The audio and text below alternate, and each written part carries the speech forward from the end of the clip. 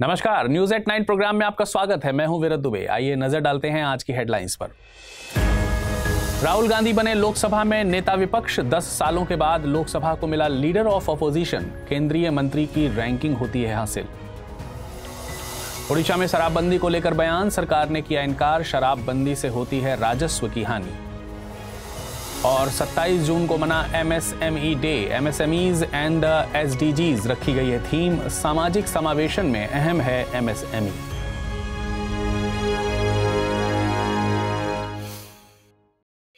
चलिए खबरों में आगे बढ़ेंगे, लेकिन उससे पहले आपको बता दें इस बुलेटिन को अगर आप PDF फॉर्मेट में पढ़ना चाहते हैं तो अमृत उपाध्याय 007 इस टेलीग्राम से जुड़कर डाउनलोड कर आसानी से पढ़ सकते हैं।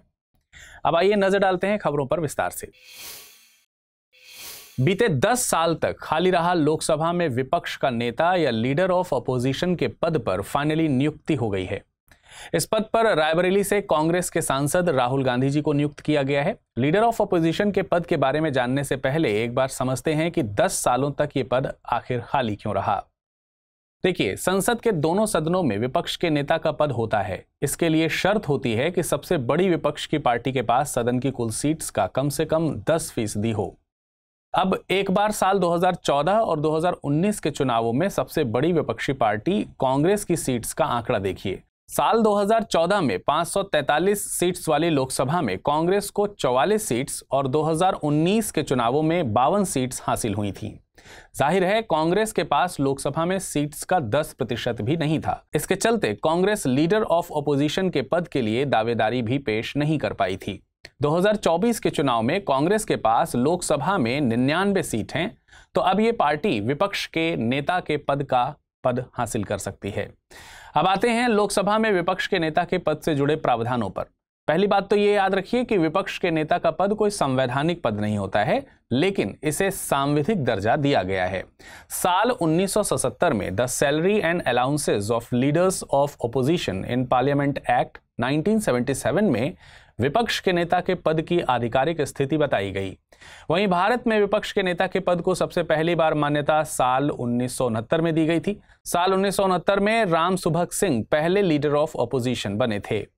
भारत में इसे कैबिनेट मंत्री के समकक्ष यानी कि बराबर का दर्जा हासिल होता है। अतीत में राजीव गांधी, अटल बिहारी वाजपेयी, सोनिया गांधी, शरद पवार, लालकृष्ण आडवाणी और सुषमा स्वराज जैसे नेताओं ने लोकसभा में विपक्ष के नेता का पद संभाला है। सदन में विपक्ष के नेता की भूमिका काफी अहम होती है। वे संसद में सभी विपक्षी दलों की आवाज तो बनते ही हैं, साथ ही उनके पास अपनी शक्ति और विशेषाधिकार भी होते हैं।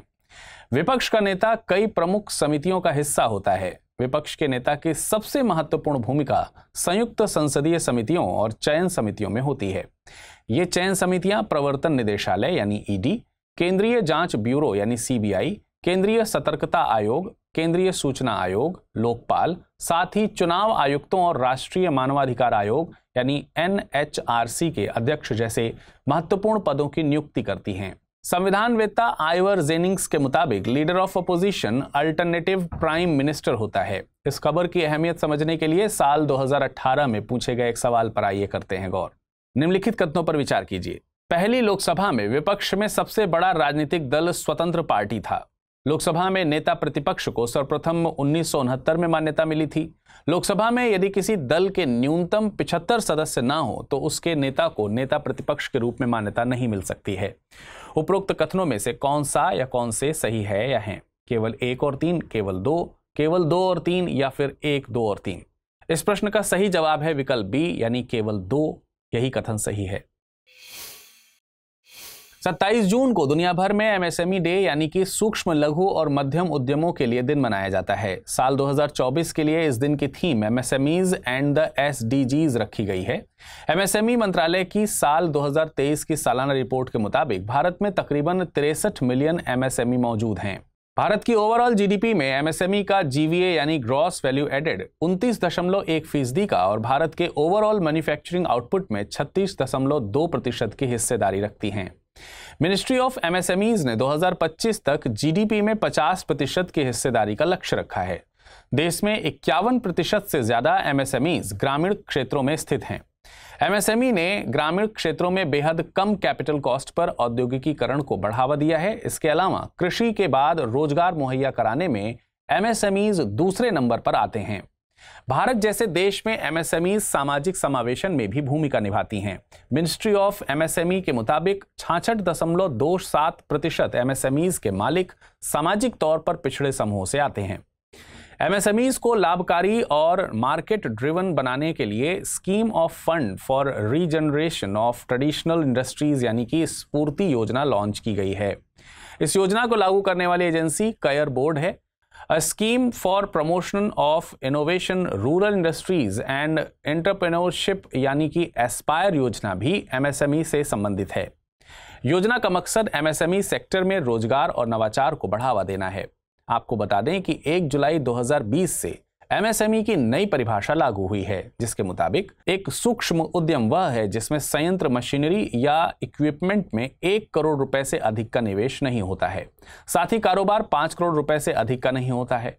वहीं एक लघु उद्यम वह है जिसमें संयंत्र, मशीनरी या इक्विपमेंट में 10 करोड़ रुपए से अधिक का निवेश नहीं होता है। साथ ही कारोबार 50 करोड़ रुपए से अधिक का नहीं होता है। एक मध्यम उद्यम वह है जिसमें संयंत्र, मशीनरी या इक्विपमेंट में 50 करोड़ रुपए से अधिक का निवेश नहीं होता है। साथ ही कारोबार 250 करोड़ रुपए से अधिक का नहीं होता है।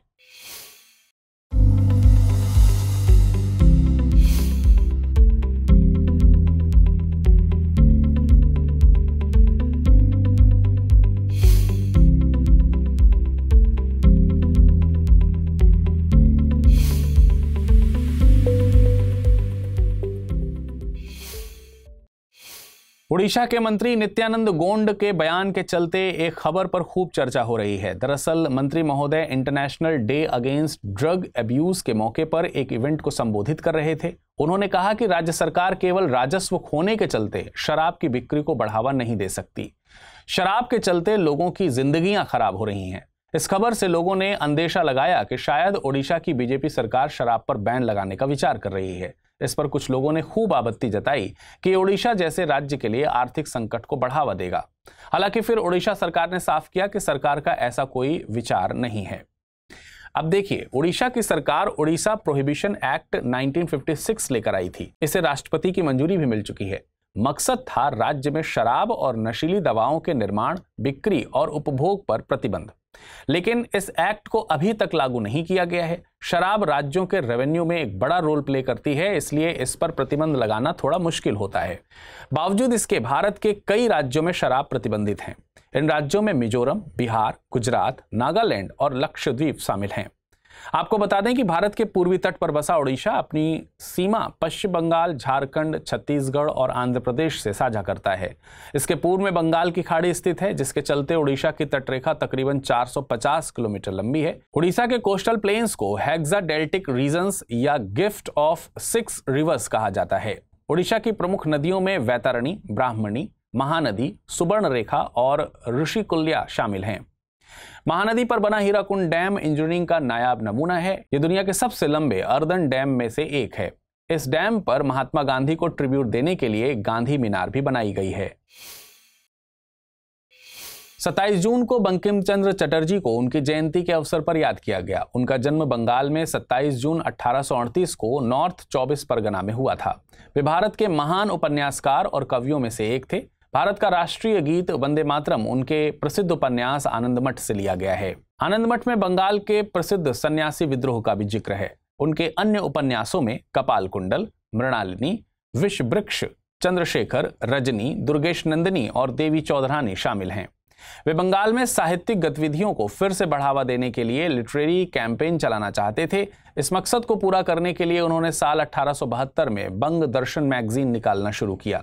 आपको बता दें कि वंदे मातरम को पहली बार कांग्रेस के 1896 के अधिवेशन में गाया गया था। साल 1896 में कांग्रेस का अधिवेशन कलकत्ता में आयोजित हुआ था और इसके अध्यक्ष रहीमतुल्ला एम सयानी थे। इसे संविधान सभा द्वारा 24 जनवरी 1950 को आधिकारिक तौर पर राष्ट्रीय गीत के तौर पर अपनाया गया। चलिए अब एक नजर डालते हैं आज के टर्म ऑफ द डे पर। आज का टर्म ऑफ द डे है डार्क डीएनए। आपने यूनिवर्स में डार्क मैटर के बारे में सुना होगा। इसे डार्क मैटर कहा जाता है क्योंकि वैज्ञानिक अभी तक इसके बारे में बहुत ज्यादा जानकारी जुटा नहीं पाए हैं। ऐसे ही बायोलॉजी की दुनिया में डार्क डीएनए होता है। देखिए, डीएनए से ही हमें एनिमल्स की सारी हिस्ट्री पता चलती है। जीनोम मैपिंग से ही पता चलता है कि जिराफ की गर्दन लंबी क्यों होती है या सांप की लंबाई कैसे मिली। लेकिन कई बार वैज्ञानिकों को जीनोम मैपिंग के दौरान कुछ डीएनए नहीं मिलते, जबकि उस स्पीशीज के इवोल्यूशन के लिए वो डीएनए मौजूद होने चाहिए। इसी मिसिंग डीएनए को डार्क डीएनए का नाम दिया जाता है। आइए अब नजर डालते हैं आज के बुलेटिन में रैपिड न्यूज पर। नीदरलैंड के प्रधानमंत्री मार्क रूटे नाटो यानी कि नॉर्थ अटलांटिक ट्रीटी ऑर्गेनाइजेशन के नए महासचिव चुने गए हैं। ब्रुसेल्स में एक बैठक के दौरान नाटो एम्बेसडर द्वारा उनकी नियुक्ति को मंजूरी दी गई है। वे 1 अक्टूबर को वर्तमान महासचिव नॉर्वे के जेंस स्टोलटेनबर्ग को रिप्लेस करेंगे। महासचिव का पद महत्वपूर्ण होता है क्योंकि यह बैठकों की अध्यक्षता करता है और सदस्य देशों के बीच विचार विमर्श का मार्गदर्शन करता है। यदि हम नाटो की बात करें तो यह उत्तरी अमेरिकी और यूरोपीय देशों का एक अंतर सरकारी राजनीतिक और सैन्य गठबंधन है। इसे 4 अप्रैल 1949 को यूरोप और उत्तरी अमेरिका के 12 देशों द्वारा अपनाया गया था। वर्तमान में नाटो के 32 सदस्य देश हैं। इसका मुख्यालय बेल्जियम के ब्रुसेल्स में स्थित है। मध्य प्रदेश सरकार ने राज्य मंत्रिमंडल में 1972 के नियम में बदलाव को मंजूरी दे दी है। इस नियम के तहत मंत्रियों के वेतन और भत्तों पर आयकर का भुगतान राज्य सरकार करती थी। राज्य सरकार ने लगभग 52 साल पुरानी इस व्यवस्था को खत्म करने का फैसला किया है। अर्थात अब मंत्रियों के इनकम टैक्स का बोझ राज्य सरकार पर नहीं होगा, बल्कि मंत्री खुद इसका वहन करेंगे। अभी तक मंत्री अपना इनकम टैक्स भरते थे, लेकिन बाद में सरकार उनका भुगतान कर देती थी, जिसे प्रतिपूर्ति कहा जाता था। पिछले 5 सालों में राज्य सरकार ने मंत्रियों के आयकर पर 3 करोड़ रुपए से अधिक का भुगतान किया है। कोच्चि, केरल में इंटरनेशनल डेयरी फेडरेशन IDF द्वारा पहले क्षेत्रीय डेयरी सम्मेलन एशिया प्रशांत 2024 का आयोजन किया जा रहा है। नेशनल डेयरी डेवलपमेंट बोर्ड यानी NDDB सम्मेलन की मेजबानी कर रहा है। सम्मेलन का विषय farmer centric innovation in dairy रखा गया है। इस सम्मेलन का आयोजन 26 से 28 जून तक किया जाएगा। इस कार्यक्रम में 20 से अधिक देशों के 1000 से अधिक प्रतिनिधि और प्रतिभागी भाग लेंगे, जो डेयरी उद्योग में समकालीन चुनौतियों पर विचार विमर्श करेंगे तथा विचारों और नवाचारों के आदान प्रदान से चुनौतियों का समाधान खोजने में मदद करेंगे। पैराग्वे ISA यानी इंटरनेशनल सोलर अलायंस का पूर्ण सदस्य बना। पैराग्वे ऐसा करने वाला 100वां देश बन गया है। पैराग्वे ने ISA को अपना रेटिफिकेशन यानी कि अनुसमर्थन दस्तावेज सौंपा है। ISA की बात करें तो इसकी स्थापना 2015 में भारत और फ्रांस द्वारा पेरिस में COP21 के दौरान की गई थी। ISA का लक्ष्य दुनिया भर में सौर ऊर्जा को बढ़ावा देना, ऊर्जा पहुंच बढ़ाना, ऊर्जा सुरक्षा सुनिश्चित करना और टिकाऊ ऊर्जा स्रोतों में परिवर्तन को बढ़ावा देना है। ISA फ्रेमवर्क समझौता पर 119 देशों ने हस्ताक्षर किए थे, जिनमें से 100 देशों ने पूर्ण सदस्य बनने के लिए अनुसमर्थन प्रक्रिया पूरी कर ली है। मई 2024 में स्पेन 99वें पूर्ण सदस्य के रूप में शामिल हुआ था। अब गायों, भेड़ों और सुअरों द्वारा उत्सर्जित ग्रीन हाउस गैसों पर टैक्स लगाया जाएगा और इसका भुगतान उसका मालिक करेगा। दरअसल डेनमार्क ने वर्ष 2030 से पशुपालकों पर उत्सर्जित ग्रीन हाउस गैसों के लिए टैक्स लगाने का निर्णय लिया है। इसी के साथ डेनमार्क पशुधन पर कार्बन उत्सर्जन टैक्स लगाने वाला पहला देश बन गया है। यह टैक्स देश में बढ़ते मीथेन उत्सर्जन को कम करने के लिए लगाया जा रहा है। यह निर्णय इसलिए भी महत्वपूर्ण हो जाता है क्योंकि संयुक्त राष्ट्र पर्यावरण कार्यक्रम के अनुसार मानव जनित मीथेन उत्सर्जन में पशुधन का योगदान लगभग 32% है।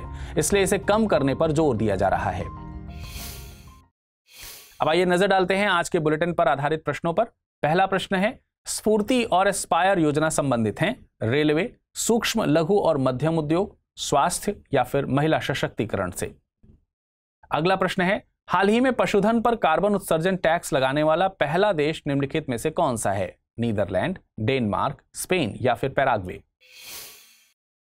अब आइए चलते चलते नजर डाल लेते हैं पिछले बुलेटिन में क्या प्रश्न पूछे गए थे और क्या है उनके सही उत्तर।